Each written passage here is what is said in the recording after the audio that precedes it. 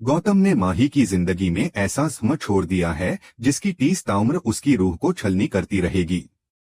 जिस घर को माही ने हमेशा अपना आश्रय, अपनी सुरक्षा की दीवार समझा था, उसी घर की खामोश दीवारें उसकी चीखों को निगल गईं। माही के लिए यह सिर्फ एक धोखा नहीं था, बल्कि वह पल था जहां उसकी मासूमियत, उसकी भावनाएं और उसका आत्मसम्मान एक दरिंदे की हवस की भेंट चढ़ गए। सीरियल अनुपमा में अब जो मोड़ आने वाला है वह दर्शकों की आत्मा को झकझोर देगा। गौतम, जो बाहर से शराफत की चादर ओढ़े रहता था, भीतर से एक भयंकर शिकारी की तरह अपनी ही चालें बुन रहा था। वह महीनों से माही की मासूम आंखों में ताकता रहा, उसके हाव भाव को पढ़ता रहा और धीरे धीरे उसके विश्वास की नींद को खोखला करने की साजिश रचता रहा।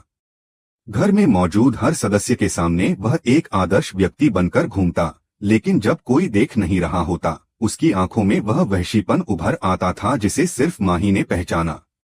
शुरुआत में माही को जब गौतम की नजरों और उसके अजीब व्यवहार से बेचैनी होने लगी, तो उसने साफ शब्दों में उसे चेताया था, मुझसे दूर रहो गौतम, वरना तुम्हारा अंजाम बुरा होगा। लेकिन गौतम जैसे लोगों के लिए चेतावनियां मायने नहीं रखती। उनके लिए सिर्फ मौका मायने रखता है। वह मीठे बोल बोलता रहा, मौका तलाशता रहा, और एक दिन ऐसा आ ही गया जब किस्मत ने उसका साथ दे दिया। घर के सभी सदस्य किसी जरूरी काम से बाहर चले गए थे। घर में बस माही और गौतम ही रह गए थे।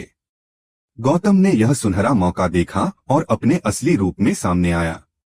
वह माही के करीब आने की कोशिश करता है, उसकी चालें साफ जाहिर करती हैं कि वह क्या चाहता है। माही को उसकी नियत भांपते देर नहीं लगती। वह घबरा जाती है। उसकी सांसें तेज चलने लगती हैं, हाथ कांपने लगते हैं। वह उसे धक्का देती है, चिल्लाती है, दरवाजा बंद करने की कोशिश करती है, लेकिन गौतम ताकत के नशे में बेकाबू हो चुका था। उसका चेहरा अब किसी इंसान का नहीं, एक दरिंदे का था। माही खुद को बचाने की पूरी कोशिश करती है, लेकिन उसकी हर कोशिश गौतम की ताकत के सामने नाकाम हो जाती है। उसकी आंखों से बहते आंसू उसकी बेबसी की गवाही देते हैं। वह जमीन पर गिर जाती है, कांपती है, सिसकती है, उसकी चीखें उसके हलक में ही दम तोड़ देती हैं। गौतम अपनी घटिया हरकतों के बाद वहां से भाग जाता है, लेकिन माही की आत्मा जैसे किसी भयानक तूफान में डूब चुकी होती है। कुछ समय बाद वहां पहुंचती है ख्याति, जो माही की हालत देखकर सन्न रह जाती है। उसका चेहरा पीला पड़ जाता है, उसकी आंखें डर और क्रोध से भर जाती हैं। वह माही को गले से लगाकर संभालने की कोशिश करती है, लेकिन माही सिसक कर टूटे शब्दों में जो बताती है, वह ख्याति की आत्मा को झकझोर देता है। उसके भीतर का गुस्सा ज्वालामुखी बनकर फटने को तैयार हो जाता है। गौतम, जो अब भी घर में ही छिपा होता है, जैसे ही सामने आता है, ख्याति एक जोरदार तमाचा उसके गाल पर जड़ देती है। उस थप्पड़ की आवाज जैसे पूरे घर की दीवारों से टकराकर गूंज जाती है। गौतम को होश ही नहीं रहता कि वह अब किस आग को छेड़ चुका है। यह शुरुआत थी उस तूफान की जो अब उठने वाला था। माही अब चुप नहीं रहने वाली थी, और न ही उसकी मां अनुपमा। जैसे ही अनुपमा को इस दर्दनाक घटना की जानकारी मिलती है, वह सारे काम छोड़कर दौड़ती हुई घर लौटती है। रास्ते भर उसके हाथ कांप रहे थे, आंखें छलक रही थीं, लेकिन दिल में बस एक आग सुलग रही थी, अपनी बेटी को इंसाफ दिलाने की आग। जैसे ही वह घर पहुंचती है, सामने माही की हालत देखकर उसके होश उड़ जाते हैं। एक मां के लिए इससे बड़ा दर्द और क्या हो सकता है कि उसकी बेटी उस घर में टूटी हो जिसे उसने खुद अपने हाथों से बसाया था। अनुपमा माही को अपनी गोद में समेट लेती है। वह कांपती हुई माही को सहेजने की कोशिश करती है, लेकिन खुद की भी सांसें रुकी हुई लगती हैं। माही बस एक ही बात दोहराती रहती है, माँ, मैंने बहुत मना किया था, मैंने चिल्लाया था, और अनुपमा की आंखों से आंसू लगातार बहते रहते हैं। वह माही के माथे को चूमती है और धीरे से कहती है, अब कुछ नहीं होगा बेटा, माँ आ गई है, अब तुझे इंसाफ जरूर मिलेगा। गौतम, जो अब तक अपनी करतूत पर पर्दा डालने की कोशिश कर रहा होता है, उसे अंदाजा नहीं होता कि वह किन औरतों से टकरा गया है। माही अब कमजोर नहीं है, ख्याति अब चुप नहीं रहेगी, और अनुपमा, वह अब किसी भी हद तक जाकर अपनी बेटी को न्याय दिलाने को तैयार है। यह कहानी अब उस मोड़ पर पहुंच चुकी है जहां सिर्फ एक आवाज गूंजेगी इंसाफ की, और इस आवाज को दबाना अब किसी के बस की बात नहीं। अनुपमा अब सिर्फ एक मां नहीं रही थी। उसकी आंखों में आंसू नहीं बल्कि अंगार थे। उसका कलेजा छलनी था, लेकिन उसकी हिम्मत पहाड़ बन चुकी थी। वह अब सिर्फ एक दुखी स्त्री नहीं, एक ज्वालामुखी थी जो फटने के लिए तैयार खड़ी थी। अपनी बेटी की हालत देखकर वह कानून का रास्ता अपनाने के बजाय सीधे सीधे बदला लेने की ठान चुकी थी।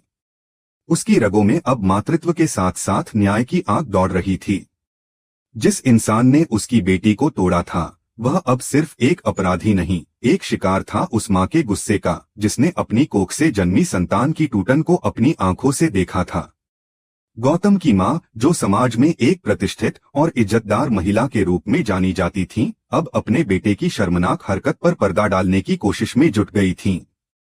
वह समाज में अपनी छवि की चिंता में इस कदर डूब चुकी थीं कि बेटे की करतूत को अपराध नहीं, बस एक गलती समझ रही थीं। वह बार बार अनुपमा के पास जाकर उसे माफ करने की गुहार लगाने लगी। एक दिन तो वह अनुपमा के पैरों तक गिर गईं और बोली, प्लीज केस मत करो, मेरी इज्जत मिट्टी में मिल जाएगी। लोग मेरे बेटे को दोषी समझेंगे, मेरी बेटी की शादी नहीं होगी, हमारा घर तबाह हो जाएगा। लेकिन अनुपमा का जवाब उसकी आत्मा से निकली हुई वह सच्चाई थी जो हर औरत के सीने में छुपी होती है। उसने ठंडी आवाज में कहा, एक माँ का दर्द तब समझोगी जब तेरी बेटी भी इसी नर्क से गुजरेगी। मेरी बेटी की आंखों में जो डर बस गया है, उसका कोई इलाज नहीं। और अगर आज मैंने चुप रहकर सब कुछ सह लिया, तो कल तेरी जैसी और माएं भी अपने बेटों की गंदगी को ढकने की कोशिश करेंगी। अब इंसाफ होगा और तुम्हारा बेटा सजा पाएगा। अब माही सिर्फ एक पीड़िता नहीं रही। उसने अपनी टूटी हुई रूह को समेटकर हिम्मत की चादर ओढ़ ली। वह कोर्ट पहुंची और गौतम के खिलाफ केस दर्ज कराया। हर कोई हैरान था कि इतनी कम उम्र की लड़की इतनी मजबूती से अपने लिए लड़ने को तैयार थी। मीडिया ने इस केस को हाथों हाथ लिया। अखबारों की सुर्खियों में माही की तस्वीरें छपने लगीं।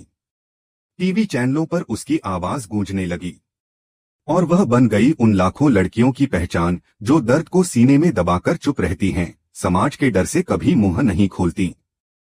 लेकिन कहानी यहीं थमती नहीं।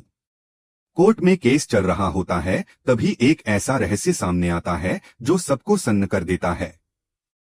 जांच के दौरान पता चलता है कि गौतम सिर्फ माही का ही नहीं, बल्कि 2 और लड़कियों की जिंदगी भी बर्बाद कर चुका है। उसने पहले भी 2 मासूम लड़कियों के साथ वही दरिंदगी की थी, लेकिन हर बार अपने पैसों और प्रभाव के दम पर कानून को खरीद लिया था। वह हर बार बच निकला था क्योंकि कोई लड़की इतना साहस नहीं कर पाई थी कि उसके खिलाफ खुलकर बोले। मगर इस बार उसके सामने माही थी, जो झुकी नहीं। उसने न तो खुद को कमजोर समझा, न अपने डर को अपने आत्मसम्मान से ऊपर रखा। उसने हर अदालत की तारीख को अपनी लड़ाई का एक पड़ाव माना। और जैसे जैसे कोर्ट की सुनवाई आगे बढ़ती रही, वैसे वैसे माही की आवाज और मजबूत होती गई। तभी एक दिन कोर्ट में एक लड़की आती है जिसे सभी लोग वर्षों पहले मरी हुई मान चुके थे। उसका नाम सुनते ही गौतम की हालत बिगड़ने लगती है। वह चिल्लाता है, यह झूठ बोल रही है, यह मरी हुई थी, इसका कोई वजूद नहीं बचा। लेकिन वह लड़की आत्मविश्वास के साथ जज के सामने खड़ी हो जाती है और कहती है, जज साहब, आज नहीं तो कल गौतम जैसे दरिंदों को सजा मिलनी ही चाहिए। और आज यहाँ जो लड़की आपके सामने इंसाफ की लड़ाई लड़ रही है, वह सिर्फ पीड़िता नहीं, मेरी छोटी बहन है, माही।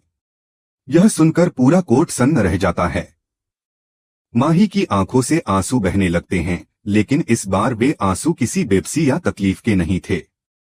यह आंसू उस बहन की गवाही में छुपी सच्चाई की वजह से थे।